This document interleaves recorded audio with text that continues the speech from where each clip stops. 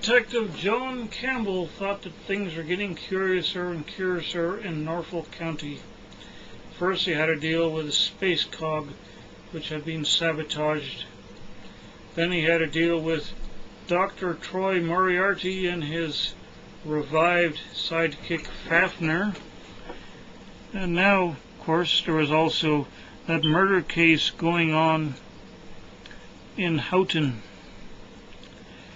He immediately went back to the captain of the space cog, Clara Ann, and asked him if there was anything else he could remember that might help him to figure out how the ship had been sabotaged.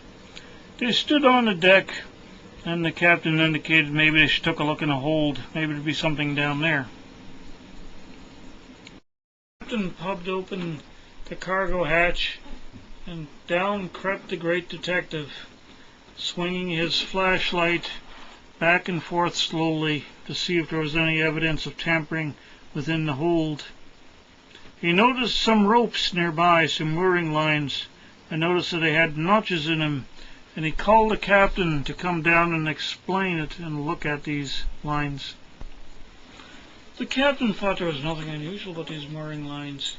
He told the great detective Campbell that the notches were common enough in these mooring lines. They wrapped other lines around the notch so they got a firmer grip when they were joining two mooring lines together.